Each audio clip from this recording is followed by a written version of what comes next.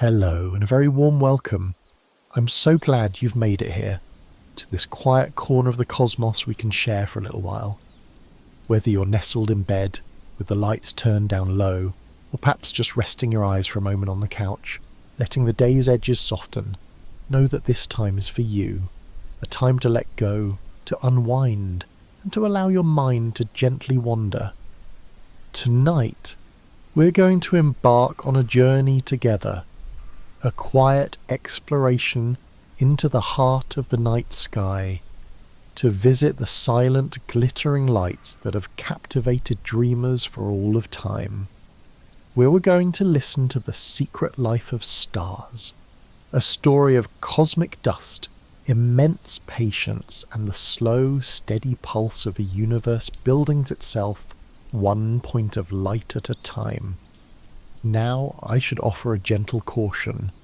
I have tried my best to make this journey a deeply restful one, but there is a small chance that the universe is just a little too wondrous. If you find your mind gently captivated rather than drifting off to sleep, well, at least you'll drift off a little wiser about the starlight that may be peeking through your window. If you're already feeling that gentle sense of calm beginning to settle in, I would be so very grateful if you considered giving this a gentle like and maybe even subscribing for more of our cozy discoveries together. It truly does help more sleepy minds find their way here to this peaceful space. And if you feel so inclined, I always love to read in the comments where you're listening from. It's a quiet joy to imagine our little map of tranquility lighting up across the world. As always, this audio is created for relaxation and educational purposes and is in no way intended as medical advice. Please consult a professional for any health concerns. So find that perfect spot, let your shoulders relax, let your breath deepen, let's begin. Have you ever looked up at the night sky, truly looked, and wondered where it all came from? Not just the stars themselves, but the very beginning of the beginning. It's a fair question, and the answer, as it so often is in the universe, is both simpler and more magical than we might imagine. It all starts in the cold, dark and quiet emptiness of space, but this emptiness isn't truly empty at all. Floating between the familiar shining stars are vast, sprawling clouds. They are called giant molecular clouds, and the name, while a little clinical, hints at their true nature. They aren't clouds like the white, fluffy ones that drift through our sky. Instead, imagine them as colossal cosmic wisps of smoke so spread out and tenuous that if you were to fly a spaceship through one, you might not even notice you were there.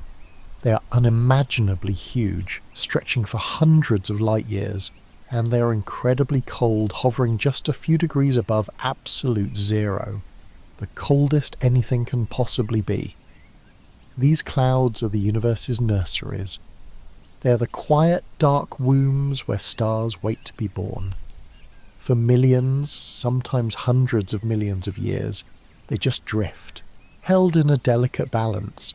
The cloud's own gravity, the tiny pull of every particle on every other particle, is gently trying to pull it all together. But the very slight warmth and movement of the molecules inside provide just enough outward push to keep it from collapsing. It is a state of perfect, peaceful equilibrium, a cosmic pause. Within these immense clouds are the building blocks of everything. Mostly it's hydrogen, the simplest and most abundant element in the universe, forged in the Big Bang itself. Think of it as the universe's primary ingredient. There's also a good amount of helium and sprinkled throughout like a fine, magical dust. Are tiny grains made of heavier elements. Carbon, silicon, oxygen. These are the leftovers from a previous generation of stars which lived, died, and scattered their ashes back into the cosmos, seeding the next generation. A beautiful, silent recycling on a galactic scale. This dust is crucial. It helps the cloud to cool, and it gives the molecules something to cling to, like dewdrops on a spider's web. For eons, this cosmic nursery can remain in its state of serene balance. But every now and then something gently disturbs the peace. It doesn't take much. Perhaps the shockwave from a distant ancient supernova, the explosive death of a massive star, ripples through it. Not as a violent event, but as a soft cosmic pressure wave, like the deep subsonic rumble of faraway thunder. Or maybe the cloud drifts through one of the galaxy's beautiful spiral arms, and the slightly denser gravity that gives it a gentle squeeze. Whatever the trigger, the delicate balance is broken. Gravity, ever patient, begins to win. In certain pockets of the cloud, where the gas and dust are just a little bit denser, the collapse begins. It's not a sudden, dramatic implosion. It is an achingly slow process, taking place over hundreds of thousands of years. Imagine a giant loose ball of cotton candy, and within it, tiny wisps begin to cling together, forming ever so slightly denser clumps. These clumps, now with a little more mass, have a little more gravitational pull, and they begin to draw in more material from their surroundings. It's a bit like a snowball rolling down a very, very long and gentle hill, slowly gathering more snow as it goes. These initial clumps are called dense cores. They are the true seeds of future stars. As more and more gas and dust fall inward, drawn by the relentless pull of gravity, something begins to happen in the very centre of the core. The pressure starts to build. As the particles get squeezed closer and closer together, they begin to bump into each other more often, and this friction generates heat. The core, once unimaginably cold, begins to warm up. Slowly, over millennia, the centre of this collapsing cloud core becomes a distinct object. It's not a star yet. It isn't shining with its own light, but it is a glowing, warm, embryonic star cocooned deep within its dusty, gaseous blanket. This is a protostar, a star in the foam. It glows, not from nuclear fusion like a mature star, but simply because it's hot, radiating away the heat of its own gravitational collapse in the infrared spectrum. If we had eyes that could see in infrared, these stellar nurseries would be dotted with these beautiful, warm hidden jewels. The protostar is still gathering mass like a growing infant, pulling in a swirling disk of gas and dust from the parent cloud that surrounds it, feeding its own growth. It is a period of quiet, steady creation in the dark. This process of feeding, of drawing in the cosmic dust and gas from its natal cloud, is a delicate and beautiful dance. As the material spirals inward toward the growing protostar, it doesn't just fall straight in, because the original cloud had a slight, almost imperceptible rotation. As the material gets pulled closer and closer, it spins faster and faster. It's the same principle you might see in an ice skater who pulls their arms in to spin more quickly. The universe abides by this same elegant rule. This spinning motion flattens the infalling material into a vast, rotating platter of dust and gas around the protostar's equator. This is called an accretion disk. It's a cosmic potter's wheel, shaping the destiny of not just the star, but potentially of future worlds. From our vantage point light years away and millennia later, we can sometimes see these disks edge on, appearing as dark, silhouetted lines bisecting a glowing nebula. Within these very disks, the leftover dust and gas can begin to clump together, forming the seeds of planets, moons, and asteroids.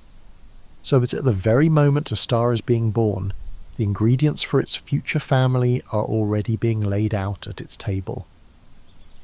But a growing protostar can't simply keep accumulating all of this spinning material. It would spin itself into a frenzy. It needs a way to release some of this energy, to let off some steam. And so it does something remarkable. From its poles, top and bottom, it shoots out incredibly powerful focused streams of gas into space. These are known as bipolar jets. Imagine them as the star's first breath or its first announcement to the universe of its impending arrival. These jets are not angry or violent in the way we might think. They are simply the universe's elegant solution to a physics problem. They carve out long glowing tunnels in the surrounding molecular cloud, like cosmic rivers flowing through the darkness. Sometimes they create beautiful ethereal structures known as Herbig-Haro objects, where the jet material slams into the stationary gas of the nebula, causing it to glow in stunning shades of red and blue. It is the first artwork the star creates, long before it even begins to truly shine. As the protostar continues to grow and its jets begin to blow away the surrounding gas, it gradually becomes visible. The cocoon is shed. It enters a phase that we could call its adolescence. Astronomers call this a T-Tauri star. It's still not a true star, as the furnace in its core hasn't fully ignited yet. It's still contracting, still heating up from the pressure of gravity. A T-Tauri star is like a cosmic teenager. It's moody, variable in its brightness, and has incredibly strong stellar winds, like a constant gale blowing away the last vestiges of its birth cloud. It is clearing its own home, making space to shine. This phase can last for millions of years. The star is on the very cusp of its destiny. All this time, the pressure and temperature at its core have been relentlessly building. The hydrogen atoms are being crushed together with an almost unimaginable force. The temperature climbs past 10 million degrees Celsius, and then finally the threshold is crossed. It's a moment of pure alchemy, a moment that the universe has been working towards since the very beginning. In the heart of the star, two protons, the nuclei of hydrogen atoms, are squeezed so tightly together that they overcome their natural repulsion and fuse. They stick. In that instant, a tiny amount of their mass is converted directly into a tremendous burst of energy. As described by Einstein's famous equation E = m2, a new particle, a combination of a proton and a neutron, is formed, and a photon of light, a particle of pure energy, is born. This isn't a violent explosion. It's more like a single magical note being struck in the heart of the star, and then another, and another. A chain reaction begins, a self-sustaining fire that is not burning in any traditional sense, but is powered by the very fabric of matter itself. Nuclear fusion has begun. The energy released by this new internal furnace creates an immense outward pressure. For the first time, this outward push is strong enough to perfectly counteract the relentless inward pull of gravity. The slow contraction stops. The star settles into a stable, long-lived state of equilibrium. It has been born. It is now what we call a main sequence star, a self-sufficient shining beacon, powered by the fusion of hydrogen into helium in its core. It finds its voice, a steady, deep hum that it will maintain for millions, or even billions, of years to come. Its long, quiet and brilliant life has just begun. And so, as you rest here in the quiet of this moment, a new point of light has found its balance in the vast, silent ocean of the cosmos. A fire has been lit, not to burn out in a flash, but to settle into a gentle, rhythmic pulse that will sustain it for an age. It is a testament to the power of patience, of small things coming together to create something of immense and lasting brilliance. The universe has exhaled, and a star now shines where there was only darkness. But what does it mean for a star to be alive? After the dramatic slow-motion ballet of its birth, what does it do for the billions of years that make up its long and luminous life? This quiet, stable adulthood is what astronomers call the main sequence. It's the phase where our own sun is right now, and where most of the stars you see in the night sky spend the vast majority of their existence. The star has found its equilibrium, and now its life's work begins. That work, its fundamental purpose, is to continue the gentle alchemy in its core, to tirelessly take the simplest element, hydrogen, and fuse it into the next, helium. This process is the engine that drives it, the heart that beats within it, providing the energy that pushes against gravity's embrace, keeping the star perfectly, beautifully stable. It is a life of immense consistency. But have you ever considered the journey of the light itself? The very starlight that might be travelling through space to reach your window tonight began its journey in a way you might not expect. Let's imagine a single particle of light, a photon, born in the heart of a star like our Sun. It springs into existence in that moment of fusion, a tiny packet of pure high-frequency energy, a gamma ray. Its destiny is to reach the surface and travel out into space, but its path is not a straight one. The core of a star is a place of incredible density. It is not a gas as we know it, but a plasma, a sea of atomic nuclei and free-flowing electrons packed tighter than any solid on Earth. The moment our photon is born, it travels only a fraction of a millimetre before it is absorbed by a particle of this plasma.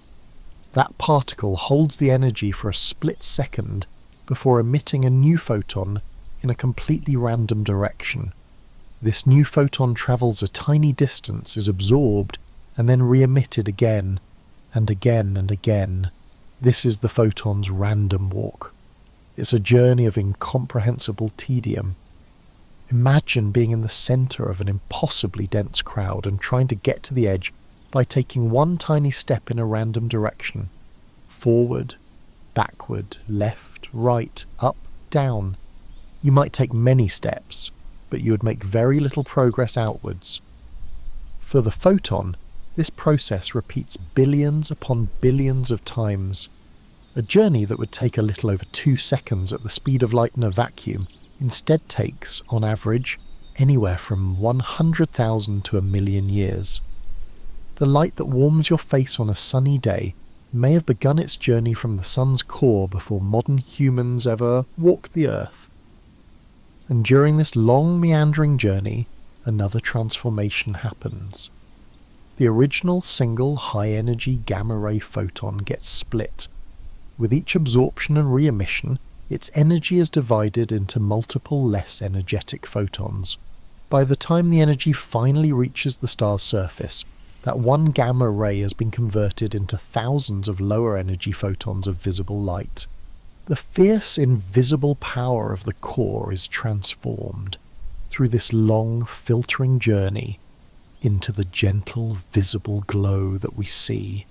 This journey happens in the star's inner layer, known as the radiative zone, where energy travels simply by radiation, by this random walk of photons. But for a star like our Sun, there is another layer on top of this.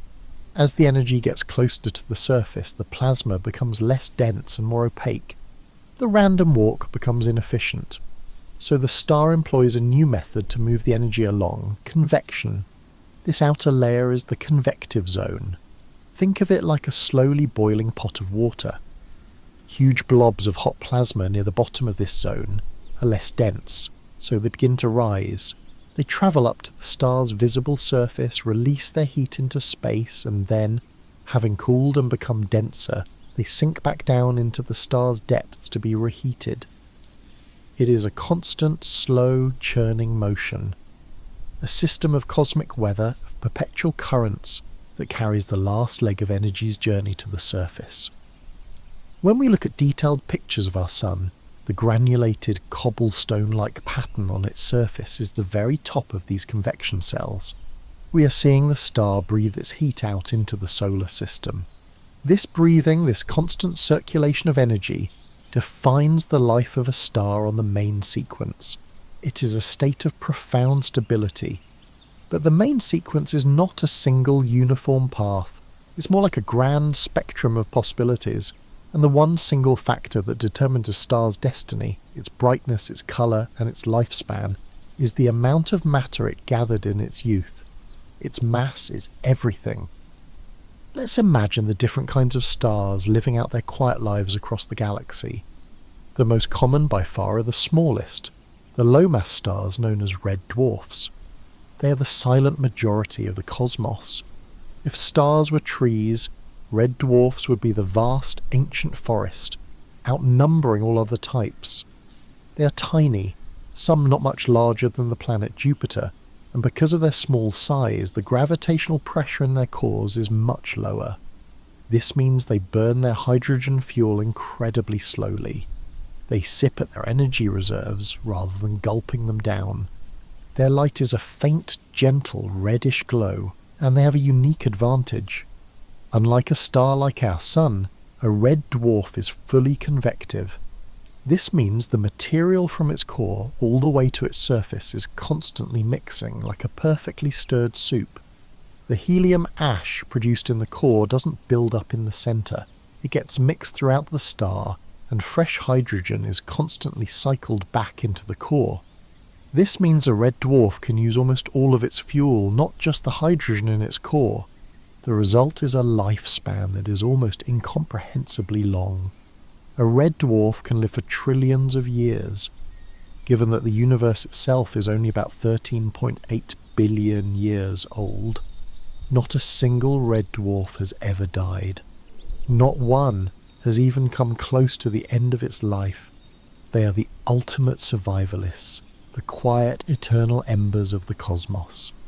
Every red dwarf that has ever been born is still shining faintly in the dark, a testament to the virtue of taking things slow.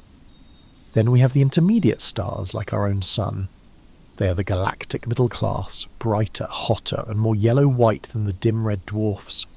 As we know, they have a radiative zone in their core and a convective zone on the outside, so the helium ash from hydrogen fusion does gradually build up in their core, unable to mix with the rest of the star.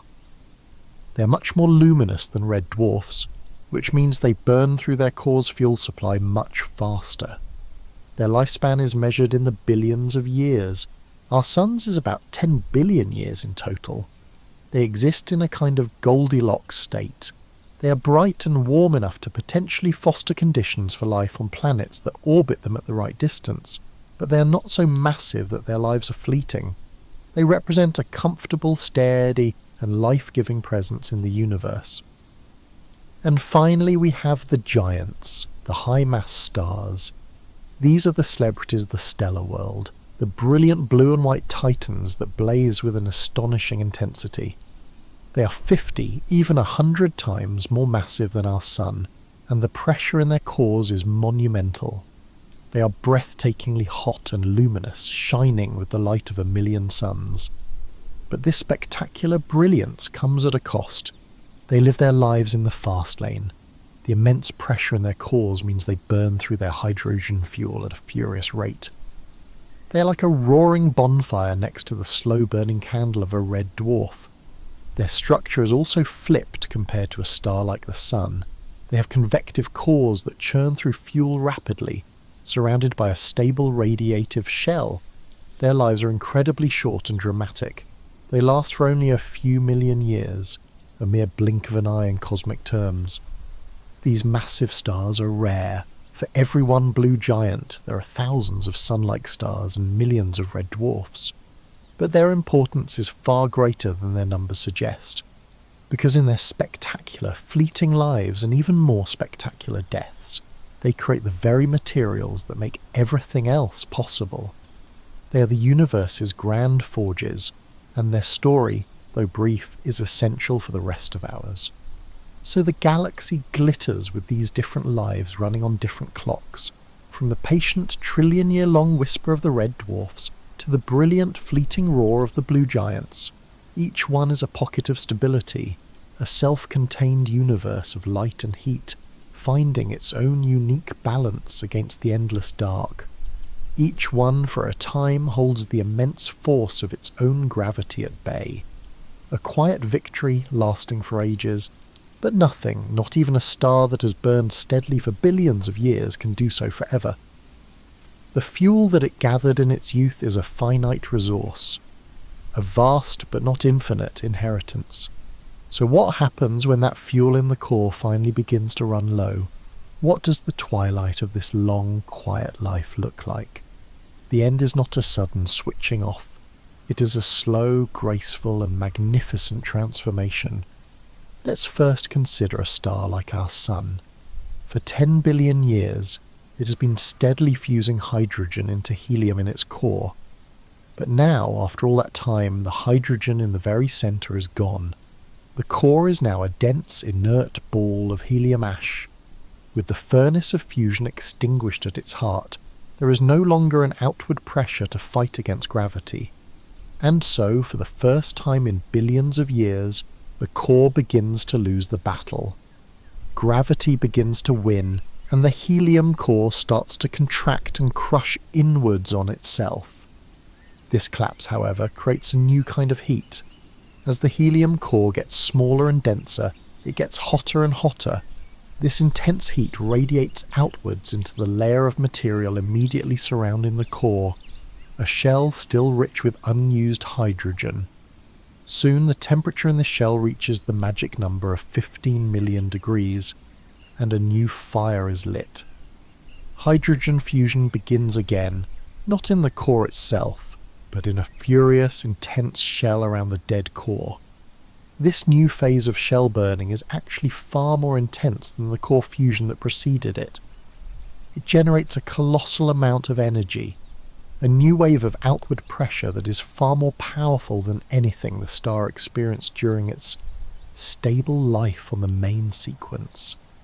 This immense new energy pushes the star's outer layers, the vast atmosphere of gas that makes up most of its volume, relentlessly outwards. The star begins to swell and swell and swell. It expands to 100, even 200 times its original size. It transforms, and as its surface expands, it also cools. Just as a hot gas cools when it expands, the star's surface temperature drops, and its colour shifts from a bright yellow-white to a deep luminous orange, and then red. The star has left the main sequence. It has become a red giant.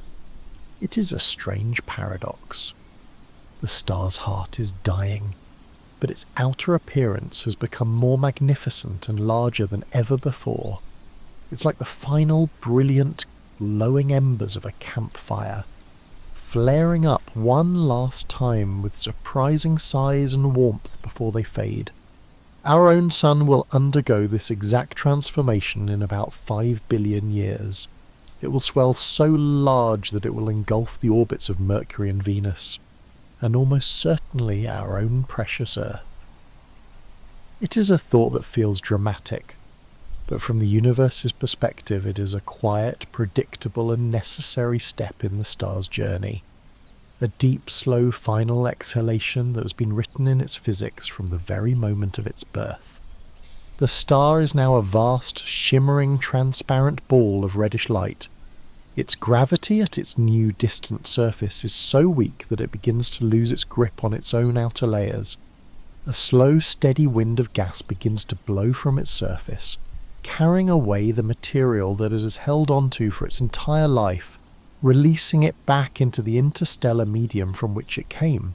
This beautiful slow letting go can continue for millions of years as the star, now a magnificent red giant, drifts through its twilight. But all this time, while the outer layers have been expanding and cooling, the inert helium core at the star's centre has been doing the opposite.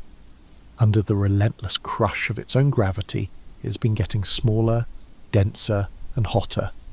The temperature climbs past 50 million, then 80 million degrees Celsius. It is approaching the next great threshold in cosmic alchemy. Finally, at a temperature of around 100 million degrees, the helium nuclei themselves are slammed together with enough force to fuse, creating a new element, carbon. In the heart of the star, a new fire is lit. For a star like our Sun, this ignition happens in a unique and sudden way. The core is so dense that it behaves in a strange quantum manner. The helium fusion ignites all at once in a runaway event that astronomers call the helium flash. It sounds dramatic, but this entire event is contained deep within the star's core. From the outside, nothing explosive is seen. It is an internal reawakening. The star's heart, after a long slumber, has started beating again with a new, deeper rhythm. With this new energy source now active in its core, the star finds a new, though temporary, sense of balance. The immense energy from the helium fusion pushes back against gravity, causing the star to actually shrink from its giant state. It becomes smaller, hotter, and settles into a period of calm that can last for a few million years. It is a brief reprieve, a moment of stability where it quietly converts helium into carbon and a little bit of oxygen in its core. It's like a deep, peaceful sigh after the exertion of its first great expansion. But this phase too is destined to end. The helium in the core is consumed much more quickly than the hydrogen was. Eventually the core is depleted once more, and this time it is left as a dense ball of carbon and oxygen ash, and the cycle begins again. Gravity, ever patient, takes hold of this new inert core and begins to crush it. The core heats up, and now two shells of fusion ignite around it. A thin inner shell where leftover helium fuses into carbon, and just outside of that, the larger shell where hydrogen continues to fuse into helium. The star is now powered by two concentric spheres, a truly complex and unstable engine. This double shell burning phase makes the star swell up once more, this time becoming even larger and more luminous than it was during its first red giant phase. It has entered the final stage of its life as a giant star. Astronomers call this the asymptotic giant branch. It is the star's final grand gesture. Life as a double shell burning giant is not smooth. The two fusion shells are thin and sensitive, and they interact in a pulsating rhythmic way. The helium shell in particular will ignite in periodic, powerful flashes called thermal pulses. Each pulse releases a tremendous burst of energy that pushes the star's tenuous, loosely held outer layers even further into space. With each pulse, the star's stellar wind becomes stronger, carrying away its atmosphere at an incredible rate. It is a process of gentle but complete disassembly. The star is gracefully shedding the very layers that defined it for billions of years. The hydrogen and helium gas of its outer envelope are puffed away in concentric spherical shells like smoke rings blown in super slow motion. The star is letting go, returning the simple elements it has held for so long back into the quiet of interstellar space, enriching the void from which it once came. And so, with each gentle pulse, the star gives a piece of itself back to the galaxy. Layer by layer, the atmosphere that it has held for billions of years expands outwards into the void, a series of concentric, ghostly shells of gas drifting away into the darkness. Eventually the star puffs away its entire outer envelope, the vast reservoir of hydrogen and helium that once made it a giant. The process is complete. The star has let go. And what is left behind, now unveiled for the first time, is the star's very heart. The tiny, incredibly hot and dense core of carbon and oxygen ash. This stellar remnant, no longer able to create energy through fusion, is called a white dwarf.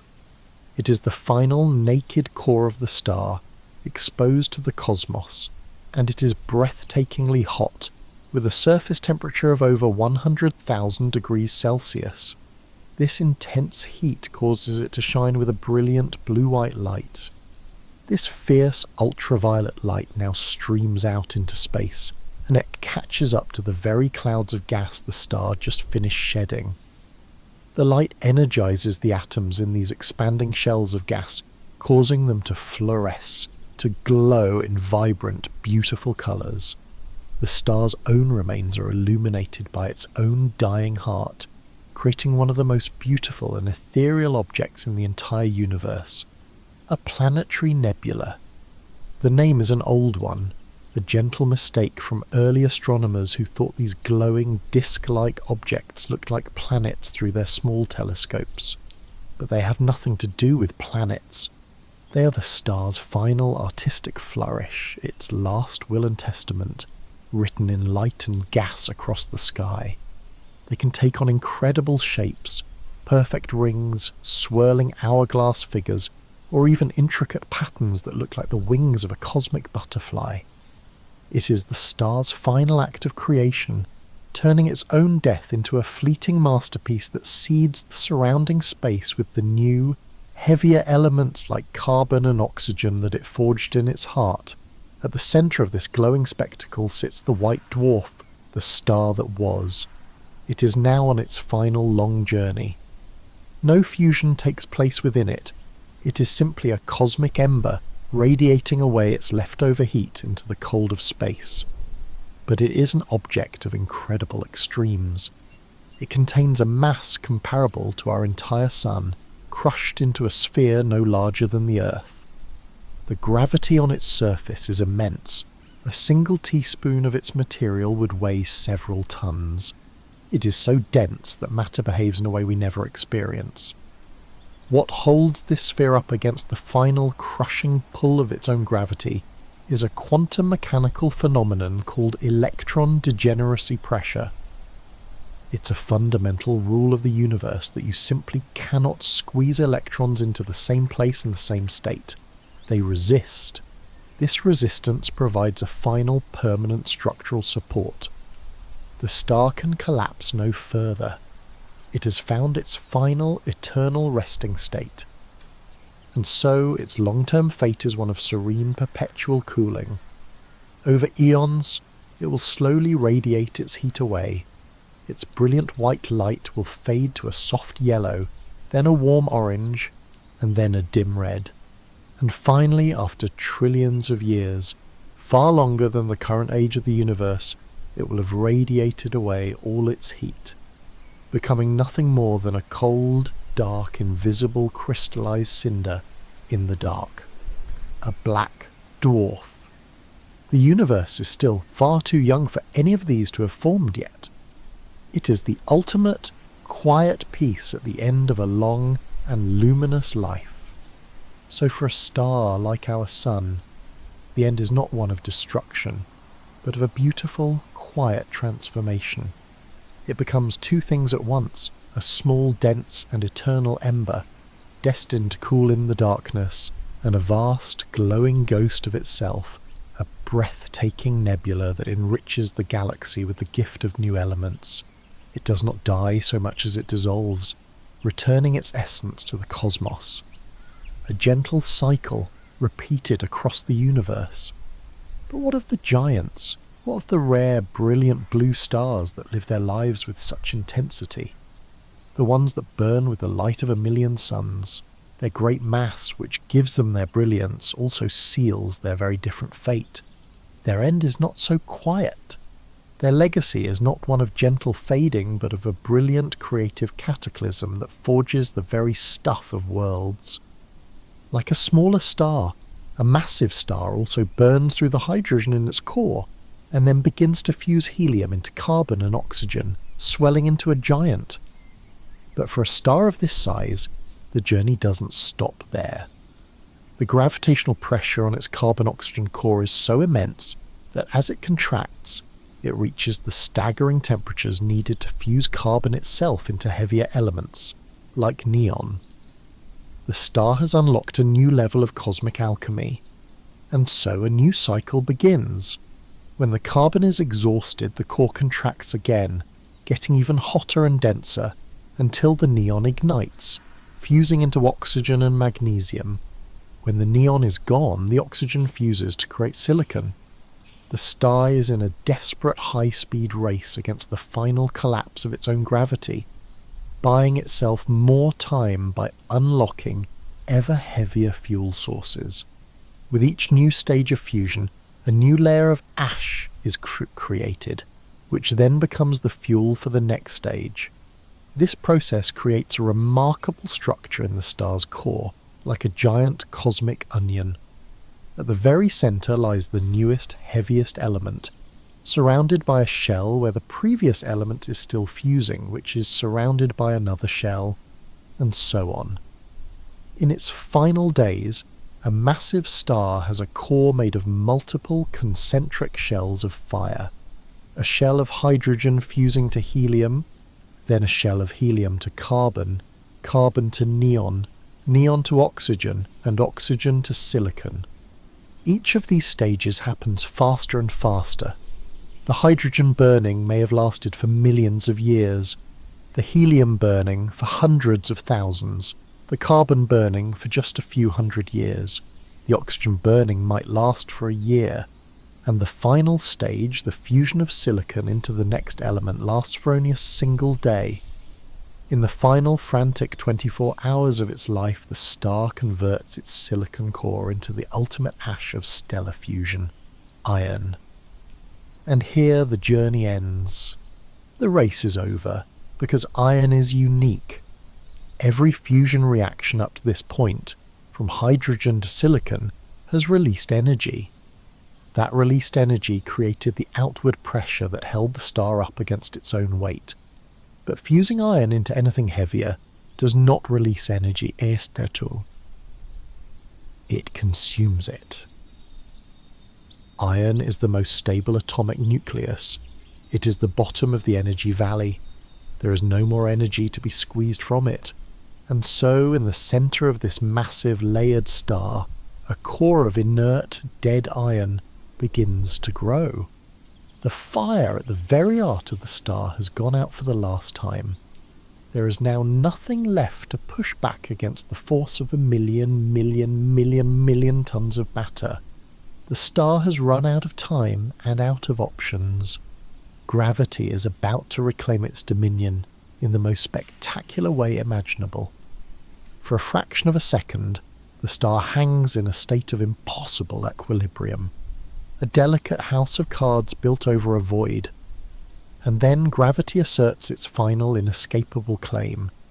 With no energy pushing outwards from the core, the iron heart of the star, a sphere containing more mass than our Sun, but only the size of our Earth, begins to collapse. It does not happen slowly. It is an almost instantaneous event.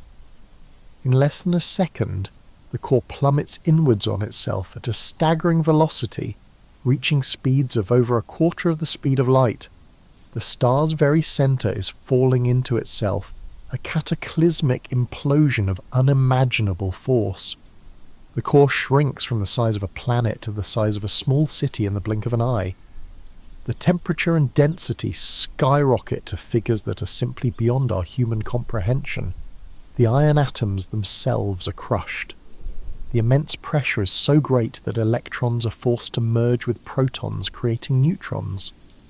The core of the star is transforming into a single, city-sized ball of pure, tightly packed neutrons. At this point, the core reaches a density comparable to that of an atomic nucleus itself. It can be compressed no further. The laws of quantum physics step in one last time, providing a final immovable barrier. The collapse, which had been accelerating uncontrollably, slams to a halt with an impossible abruptness. What happens next is the universe's greatest rebound. The outer layers of the star, which were themselves still raining down on the core, now crash into this newly formed, unbelievably rigid ball of neutrons. They bounce. This rebound creates a shockwave of monumental power. A wave of pure pressure and energy that explodes outwards from the star's centre. This shockwave is the beginning of the end. It blasts its way back out through the star, ripping through the very layers that are still falling inwards. It tears through the shell of silicon, then oxygen, then neon and carbon, its journey fueled by the immense energy of the collapse. The shockwave carries with it a storm of neutrinos, ghostly particles created in the core's transformation, which help to power its journey outwards. When this shockwave finally reaches the star's surface, it erupts into space in the most spectacular event in the known universe. A core collapse supernova. The star explodes. For a period of a few weeks, this single dying star can outshine its entire host galaxy, a swirling city of 100 billion other stars. It releases more energy in these few moments than our Sun will in its entire 10 billion year lifespan. It is a final, defiant blaze of glory. But this explosion is not just an act of destruction, it is an act of profound creation. The energy of the shockwave itself is so intense that it creates a final frantic burst of fusion in the material it rips through. And it is here in the heart of this magnificent explosion that all of the elements in the universe heavier than iron are born. Every speck of gold in a ring, every atom of silver in a photograph, the platinum, the lead, the uranium, all of it was forged in the fleeting fiery heart of a supernova. The star in its death has performed its final and greatest act of alchemy, creating the rarest and most precious materials in the cosmos and flinging them out into space. The explosion seeds the galaxy with the full, rich spectrum of elements that are necessary to build new stars, new planets, and perhaps, one day, new life. And so the brilliant star is gone, but it has not vanished. It has given itself back to the universe in the most generous way possible. Its final explosive breath seeds the interstellar clouds with the heavy elements required for cosmic complexity. The very iron in your blood that carries oxygen, the calcium that gives strength to your bones, all of it was forged in the heart of a star much like this one, and scattered across the galaxy by its spectacular death. We are, in the most literal sense, made of stardust. We are the children of supernovae. The life of the star is over, but its legacy is now woven into the fabric of everything that will ever come to be. The star's outer layers have become a beautiful expanding cloud of new elements, a supernova remnant that will continue to glow for thousands of years. But what became of the core? What happened to that tiny city-sized ball of neutrons that triggered this magnificent event? The explosion threw the outer layers away, but the heart of the star remains, and it is one of the most extreme and mysterious objects in the entire universe. For most massive stars, the core that is left behind will be a neutron star. This is the object that was formed in that fraction of a second when the iron core collapsed and electrons and protons were crushed together. It is a sphere with a mass greater than our own sun, but a diameter of only about 20 kilometers, or 12 miles. It is an entire star condensed down to the size of a single city. The density of a neutron star is difficult to put into words. A single sugar cube-sized piece of its material would have a mass of hundreds of millions of tons. It is so dense that the normal rules of atoms and empty space no longer apply. It is a single gigantic atomic nucleus. The gravity on its surface is equally extreme. It is hundreds of billions of times stronger than the gravity on Earth. It warps the very fabric of space-time around it, bending the path of light that tries to escape. And it has another remarkable property. As the original star's core collapsed from the size of the Earth to the size of a city, its speed of rotation increased dramatically. For the same reason a spinning skater pulls in their arms to spin faster, these neutron stars are born spinning incredibly rapidly, rotating on their axis hundreds of times every single second. This collapse also concentrates the original star's magnetic field, amplifying it to become trillions of times stronger than Earth's. This combination of rapid rotation and a colossal magnetic field creates an extraordinary phenomenon. The neutron star shoots out powerful, focused beams of energy, radio waves, X-rays, and other forms of light from its magnetic poles.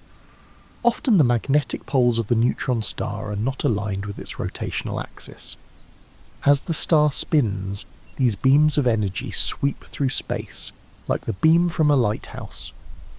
If one of these beams happens to sweep across our solar system, our radio telescopes here on Earth will detect a regular repeating flash of energy. A pulse.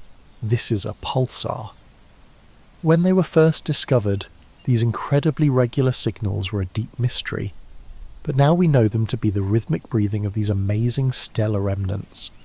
The pulses are so precise that they are among the most accurate clocks in the entire universe.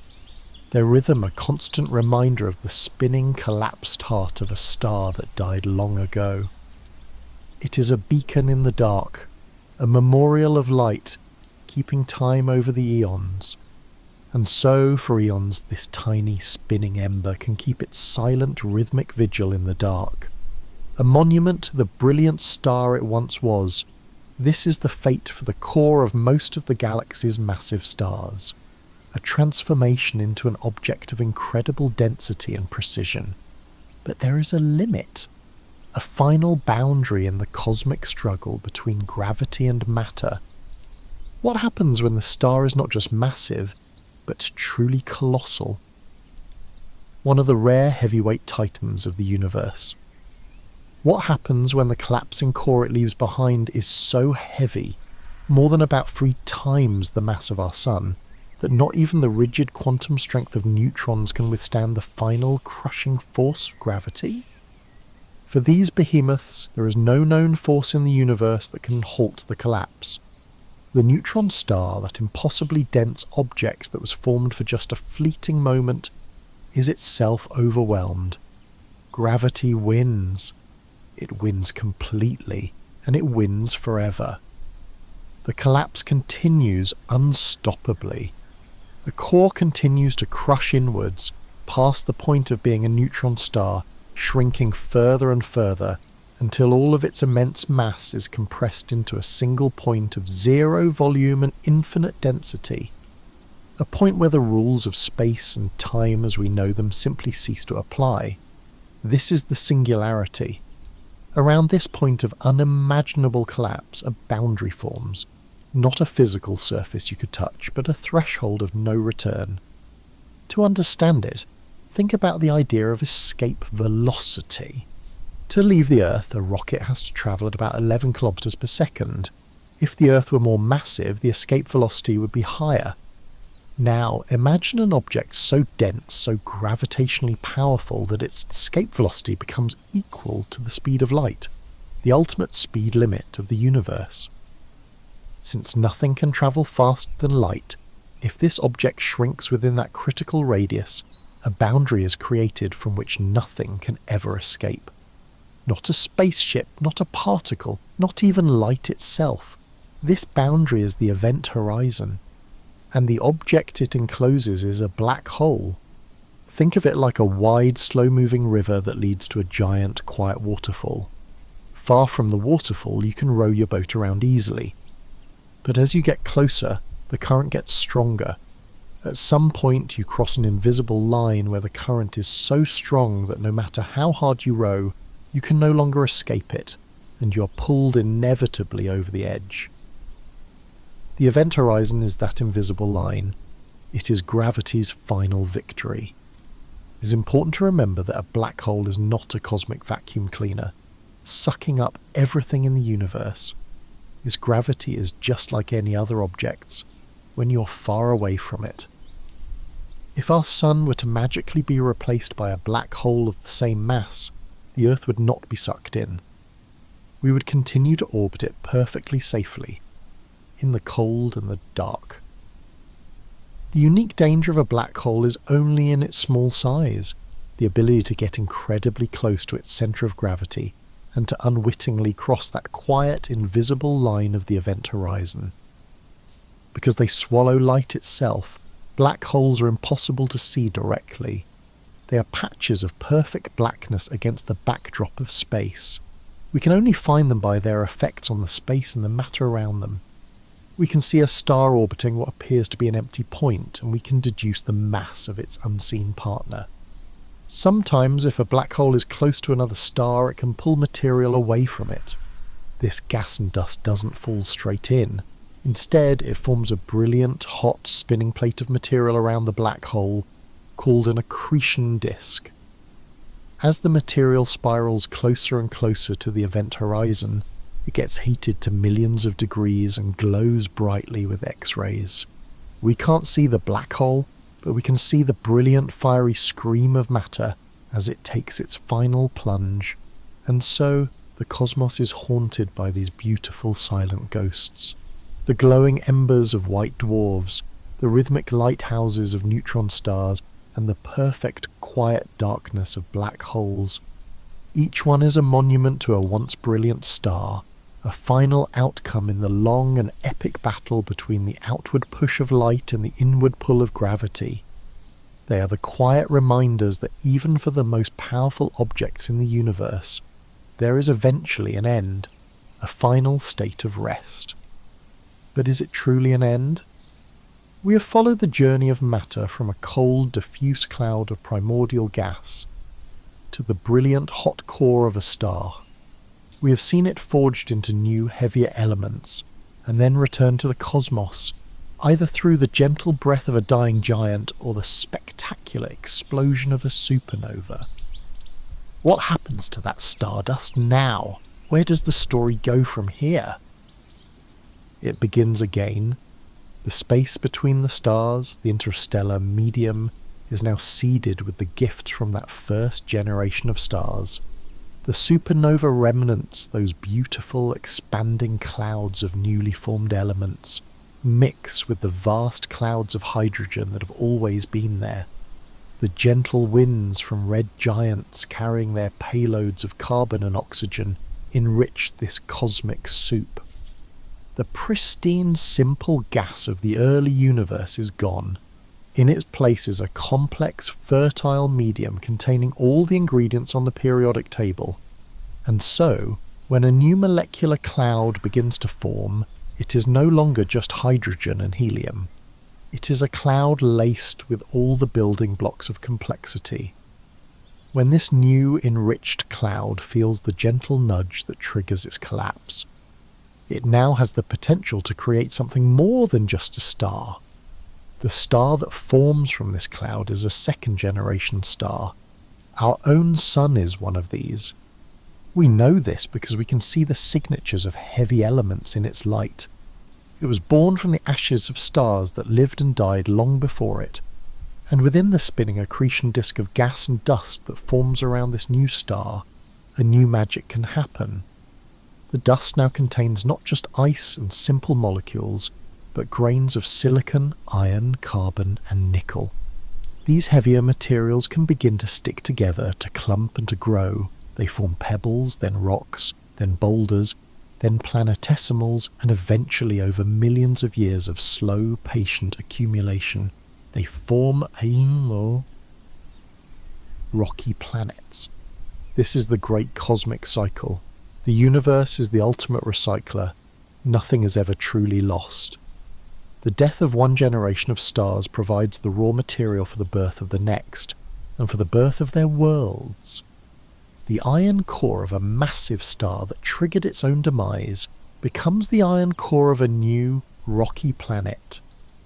The carbon forged in the heart of a red giant becomes the basis for life.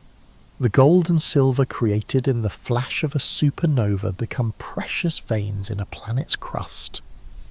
Look at your hand, the calcium in your bones, the iron in your blood, the carbon in your tissues, the oxygen you are breathing in this very moment.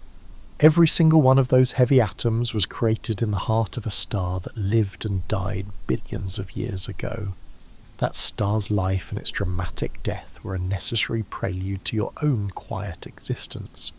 You are, in every sense of the word, a child of the stars. You are the universe's way of thinking about itself, and that quiet, glittering night sky is nothing less than your own cosmic family tree. So tonight, we have journeyed together from the quiet patience of a dark nebula to the brilliant birth of a new light. We have felt the steady pulse of a star living its long life, and we have witnessed the beautiful, transformative endings that give rise to new beginnings. We saw that even in the most spectacular explosions or the most silent final collapses, the universe is not destroying but recycling and recreating itself. The great story of the stars is our story, written on the grandest possible scale. It's a story of connection, showing us that nothing is truly separate. The light that left a distant star millions of years ago ends its journey by reaching your eye tonight. The elements forged in that star's heart now beat in yours. The universe is a single, immense and interconnected whole, and you are a vital, precious part of it. The same quiet forces that hold the galaxies together are at work within you, holding you gently in your bed.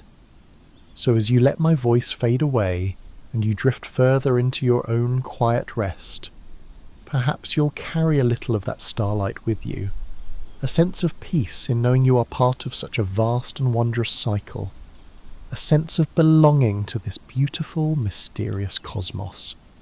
If you enjoyed our time together, and it brought you a measure of peace or wonder, I would be so grateful if you felt moved to leave a gentle like, or maybe even subscribe to share in more quiet journeys. It helps this space remain a sanctuary for all who seek it. For now, though, all that is left to do is rest. Let your thoughts soften and dissolve like starlight fading into the dawn. Thank you for sharing this time with me. Sleep well, dream deeply, and until next time, keep wondering.